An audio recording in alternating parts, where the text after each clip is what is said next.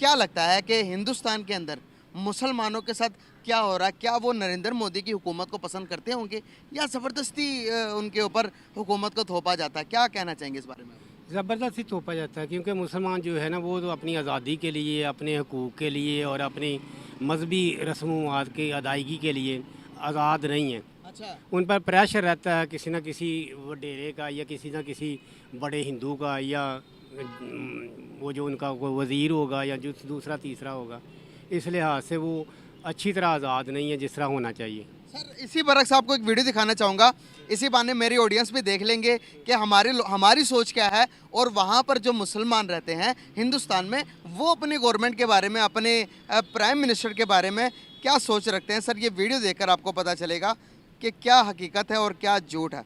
ये देखें, ये एक मुसलमान है, ये सुनो। मैं कहता हूं कि पूरे देश के मुसलमानों को दुआ करना चाहिए कि नरेंद्र मोदी जैसा प्राइम मिनिस्टर बनाकर अल्लाह ने भेजा। नरेंद्र मोदी खुद नहीं बैठा है देश के अंदर, अगर प्राइम मिनिस्टर बना है तो वो अल्लाह के हुक्म से बना है, और जब अल्लाह के हुक्म से बना है पूरे देश को एक्सेप्ट करना चाहिए कि ये हमारे देश के प्रधानमंत्री। अगर पूरी दुनिया में अगर कहीं मुसलमान सेफ है तो वो हमारा प्यारा भारत देश है। हमारा पड़ोसी देश ही देख लीजिए, पाकिस्तान। वहाँ जो है हिंदू जाके मुसलमान को नहीं मार रहा है, वहाँ मुसलमान ही मुसलमान को मार रहा है, वहाँ मुसलमान ही मुसलमान का कत्ल कर रहा है, वहाँ मुसलमान ही मस्जिदों के अंदर बम फोड़ रहा है, वहाँ हिंदू जाकर बम थोड़ी फोड़ रहा है। तो मेरा कहने का मतलब ये, वो तो मुस्लिम डोमिनेटेड कंट्री है पाकिस्तान, तो वहाँ मुसलमान सेफ नहीं है। मैं कह रहा हूँ कि अगर मुसलमान अगर पूरी दुनिया में अगर कहीं सेफ है तो वो मुसलमान अगर पूरी दुनिया में कहीं सेफ है तो वो हिंदुस्तान में सेफ है। ये किस तरह हो सकता है कि हिंदुस्तान में सेफ है? कश्मीर में के जो हालात हैं वो आपके सामने हैं। कश्मीर में क्या हो रहा है, यानी गुज़श्ता 70-80 साल से उनका जो उन पर जो जुल्म ढाए जा रहे हैं। की बात करेंगे थोड़ा सा ठहर के। उन्होंने जो बात की, उन्होंने ये कहा कि भाई पाकिस्तान के अंदर तो कोई हिंदू तो रहता नहीं है, पाकिस्तान के अंदर तो सब मुसलमान डोमिनेटेड कंट्री है। फिर हिंदू रहते हैं, बहुत कम रहते हैं, 1% हिंदू भी नहीं, 1% रहते होंगे। अगर ईसाई की बात करेंगे 2% रहते होंगे, बाकी तो 95% तो मुसलमान है ना सर। फिर वो कहते हैं कि मुसलमान मुसलमान को मार रहा है, और यहाँ पर हालात जो हमारे पैदा हो चुके हैं, जो गवर्नमेंट कर रही है, ये भी तो मुसलमान ही है जो कि पैदा हो रही है। हम कश्मीर की बात कर रहे हैं, हिंदुस्तान की बात कर रहे हैं, अपनी बात क्यों नहीं करते पहले कि हमारे ये हालात कैसे पैदा हो गए? देखें जी, जो इस तरह के हालात पैदा करता है वो मेरी नज़र में मुसलमान ही नहीं है, क्योंकि नबी करीम सल्लल्लाहु अलैहि वसल्लम की तालीमात देख लें, अल्लाह पाक के अहकामात देख लें कि किसी एक मुसलमान का जो जान लेना है या उसकी जान लेना है, गोया कि वो सारी उम्मत की वो जान लेने के। सर गलत कोट कर रहे हैं आप। इसमें यह है कि एक इंसान है, मुसलमान नहीं है, एक इंसान के जान लेना ये है कि गोया कि आपने पूरी इंसानियत का कत्ल किया। हाँ जी, यही है। तो ये है कि मतलब कि अपना अपना ये नज़रिया है, अपनी अपनी सोच है, लेकिन मेरे नज़दीक जो इस तरह के जुल्म करते हैं मुसलमानों पे मुसलमान, वो हकीकी मुसलमान नहीं है।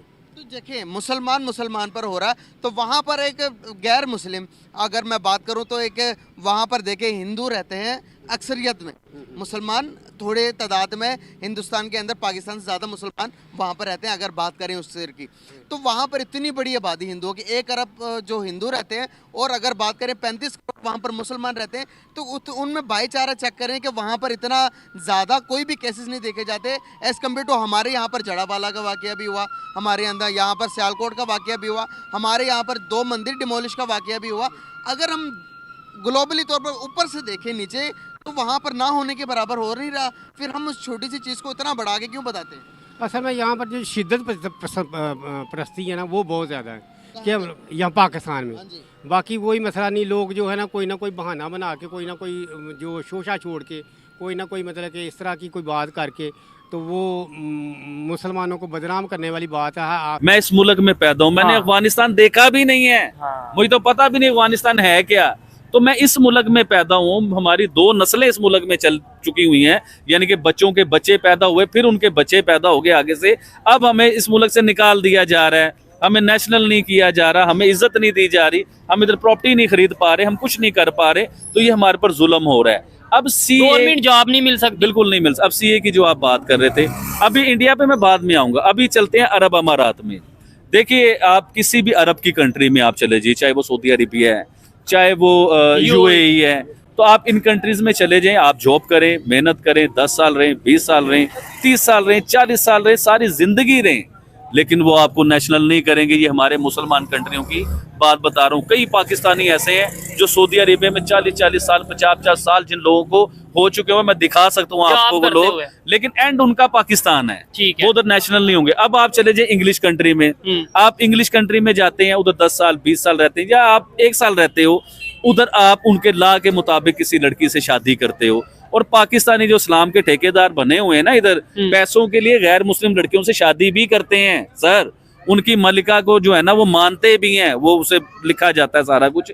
खैर, तो वो उधर जाके लड़कियों से शादी करते हैं नेशनल होने के लिए, फिर चंद साल बाद वो नेशनल होते हैं। उनकी कंट्री, गैर मुस्लिम लोगों की कंट्री, आपको फिर भी नेशनल कर लेती है। अब ये कंट्रीज तो हमारे मुसलमानों की कंट्री है ना, सऊदी अरेबिया या यूएई, आप 50 साल रह लो, वो आपको नेशनल नहीं करेंगे। पाकिस्तान की बात में मैं पाकिस्तान की भी और इंडिया की मैं बात बताना चाहूंगा। देखिए, एक 2014 मेरे ख्याल से 2014 के से पहले जो लोग इंडिया में एंटर हो चुके थे, चाहे वो किसी भी मजहब से हैं, चाहे वो क्रिश्चियंस हैं, चाहे वो कोई भी हैं, तो उन्हें वो नेशनल कर रहे हैं, उन्हें वो इज्जत दे रहे हैं, उन्हें इस तरह की इज्जत दे रहे हैं कि वो उधर प्रॉपर्टी भी खरीद सकते हैं, वो उधर बिजनेस भी कर सकते हैं, वो उधर कुछ भी नेशनल हो जाएंगे ना, गवर्नमेंट की जॉब भी करेंगे, वो वोट भी डाल सकेंगे जाके, उनका आधार कार्ड बनेगा, जैसे हमारा शनाख्ती कार्ड होता है, आईडी कार्ड होता है ना, ऐसे उधर एक आधार कार्ड होता है। तो देखिए, उनका आधार कार्ड भी बनेगा, उनको इज्जत मिल गई ना, वो वोट भी डालेंगे, वो इंडियन सिटीजनशिप के जो है ना वो मालिक बन जाएंगे, इंडिया के पासपोर्ट उनके हाथ में आ जाएंगे। तो ये मेरे ख्याल से तो अच्छा कानून है, ये बुरा कानून नहीं है। तो ये बुरा लग क्यों रहा है लोगों को, मैं ये पूछना चाहता हूँ आपसे। ठीक है, मैं इस पे यही कहना चाहूंगा कि भाई कुछ लोगों का, मतलब इंडिया में शायद कुछ लोगों का ये क्लेम है, या ये कहते हैं कि भाई वहाँ पे जो हिंदू कम्युनिटी आबादी है वो ज्यादा हो जाएगी, मुसलमान कम हो जाएंगे, इसलिए हम इस्लाम को नहीं मानते।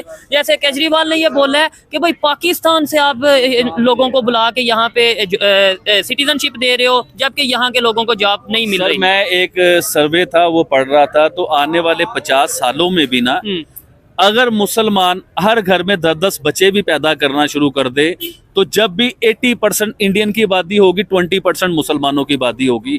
तो ये ऐसा मुसलमान क्यों सोच रहे हैं हिंदुओं की आबादी 80% होगी और मुसलमानों की 20% होगी? तो ये मुसलमान ऐसा क्यों सोच रहे हैं कि हमारी आबादी खत्म हो रही है? ये ऐसा, भाई साहब, मैं मुसलमानों से पूछता हूँ, आपके मुल्क के स्टार हैं शाहरुख खान, आमिर खान, सलमान खान, ये मुसलमान है ना, इज्जत मिली हुई है ना, इंडिया के सुपरस्टार हैं कि नहीं है ये लोग? बिजनेसमैन अजीम प्रेम जी सर, वो अभी मैं रिसेंटली एक वीडियो में बता रहा था कि एक शहर है जहाँ बहुत बड़ा मॉल है, मेरे ख्याल से लखनऊ में वो मॉल है, लखनऊ में, हाँ जी, वो मुसलमान का मॉल है। बलूचिस्तान में एक बलूचों का एक इलाका है, वाशुक उसका नाम है। वहाँ पे जो एयरपोर्ट है, शमसी एयरपोर्ट, आप खुद भी सर्च कर लें। वहाँ पे एक तस्वीर टाइम्स ऑफ लंदन ने अपलोड की थी मुशर्रफ के दौर में। मुशर्रफ कह रहा था कि मैंने अमेरिका को यहाँ पे आईडी नहीं दिए, लेकिन टाइम्स ऑफ लंदन ने अपलोड किया था कि ये ड्रोन्स फिर यहाँ पे क्या कर रहे हैं बलूचिस्तान के एरिया में। तो क्योंकि वहाँ पे पाकिस्तान ने खुद भी के तबाह कर दी, बलूचिस्तान तबाह कर दी, अफगानिस्तान भी उसने खुद तबाह कर दी अमेरिका के लिए। लेकिन अब अगर हम करें कि इंडिया क्यों इसमें मुलव्वस है, तो अगर किसी ने साथ दिया है अफगानिस्तान को, तो वो इंडिया ने दिया है। इंडिया ने अफगानिस्तान को सपोर्ट किया है, सपोर्ट किया है, बिल्कुल किया है। क्यों किया? अफगानिस्तान वहाँ पे जितने भी रेफ्यूजीज रहते हैं, जो भी लोग रहते हैं, वो आज तक रहते हैं। इंडिया ने इसको कुछ भी नहीं किया, नहीं निकाला, हाँ, एग्री नहीं निकाला, हाँ बिल्कुल, क्योंकि इंडिया उसको सपोर्ट करती है, क्योंकि इस पर जंग जारी था और पाकिस्तान ने इसको एक बार तो जंग पाकिस्तान ने शुरू किया था, जंग पाकिस्तानी शुरू किया था, और फिर पाकिस्तान ने खुद इसको यहाँ पे आने भी दिया, उस पर डॉलर भी ले लिया, और फिर वापस डॉलर क्या अफगान रेफ्यूजीज के ऊपर स्पेंड हुए हैं? बिल्कुल भी नहीं हुए ना। अगर हम देखें तो जितने भी कम कारोबार है, चाहे वो खेती बाड़ी को, जितने भी हो रहने के लिए, वो अफगानी करते हैं। हम कहते हैं कि हमारी जो हालात है वो अफगानी की वजह से ख़राब हुए हैं। वो क्यों ख़राब हो गए? क्योंकि जो आपने उसके लिए जो माजर कैंप बनाए थे वो वहाँ पे रह रहे थे, लेकिन वहाँ पे उसके लिए कोई कारोबार कुछ भी नहीं था। वो क्या करते? वो खाने पीने के लिए, रहने के लिए तो कोई काम ज़रूर करता ना, तो इस वजह से वो इलाके में फैल गए, सारे इलाकों में फैल गए। आज अफगानिस्तान पाकिस्तान को 1971 की धमकी दे रहा है। उनके जो मिनिस्ट्री है वो कहता है कि हम अपने पख्तून एरियाज़ में आने के लिए ना कोई पासपोर्ट मानेंगे और ना कोई वीज़ा मानेंगे। ये हमारे एरियाज़ हैं जिसको अंग्रेज़ों ने इसको बॉर्डर बनाया, हम तालिबान इसके बॉर्डर को नहीं मानते। और दूसरी जानिब इंडिया के साथ बिजनेस इतना स्ट्रॉन्ग कर रहा है कि कांधार के अंदर भी जी कौंसलेट गेट ओपन करने जा रहे हैं। इंडिया अफगानिस्तान को कहता है कि हमारी हिस्टोरिकल और ट्रेडिशनल जो है टाइज़ जो है काफ़ी पुरानी है, क्योंकि कांधार का जिक्र आपको पता है महाभारत के अंदर भी था। इस वजह से अफ़गान तालिबान जो है, और या पठानों की मूवीज़ की बात करें तो इंडिया के अंदर जो पठान मूवी है उसमें भी जो है पठानों को या अफ़गानिस्तान के जो कल्चर है उसको बहुत ज़्यादा प्यार किया जाता है। क्या कहेंगे इस पर? देखो, इंडिया ने अफगानिस्तान में इन्वेस्टमेंट किया। हम कहते हैं कि इंडिया हमारे दुश्मन है, जब वो हमारे दुश्मन है, और हम कहते हैं अफगानिस्तान जो वो भी हमारे दुश्मन है। अच्छा। तो जो दुश्मन का दुश्मन कहते हैं दोस्त है। अच्छा। तो ये तो जाहिर सी बात है, इंडिया पाकिस्तान को सपोर्ट नहीं करती और अफगानिस्तान भी इंडिया पाकिस्तान को नहीं मानती। तो इंडिया किसको सपोर्ट करेगी? अफगानिस्तान ही को तो करेगी। जब पाकिस्तान ने अफगानिस्तान को दर्द दिया है तो किसके पास जाएगी? वापस पाकिस्तान के पास आएगी या उसके पास जाएगी जो पाकिस्तान का दुश्मन है? अरे अगर वो तो अलग बात है कि पाकिस्तान इंडिया दुश्मन एक दूसरे के दुश्मन है नहीं, लेकिन ये एक सिर्फ प्रोपेगेंडा है जो लोगों के लड़वाने की।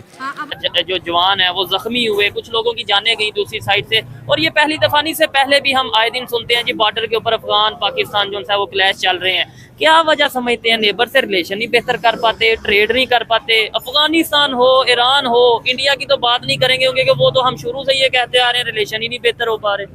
देखें जी, मेरे ख्याल से अगर आप दीनी तौर पे देखें ना, आप सल्लल्लाहु अलैहि वसल्लम के दौर से भी, तो बिजनेस जो है वो सबके साथ होता है, वो चाहे कोई भी है मजहब के लिहाज से, चाहे वो इंडिया वाले हैं, अफगानिस्तान वाले हैं, ईरान वाले हैं। सबसे पहले तो आप अपना मफाद देखें, अपनी गरीब आवाम का मफाद देखें कि आप प्याज देखें, प्याज आपका कहाँ चला गया है। जो रहमतों का महीना है वो हमारे लिए ज़हमतों का महीना क्यों बन रहा है? इसके पीछे कौन है? और फिर बड़ी बात ये है, एक सवाल ये भी है कि क्या वजह है कि रमजान आया है, एक दिन में कीमतें डबल, मतलब ऐसी कौन सी अचानक महंगाई हो गई है कि एक दिन में कीमतें डबल? या प्याज जो पहले 150-200 का था वो 350-400 का।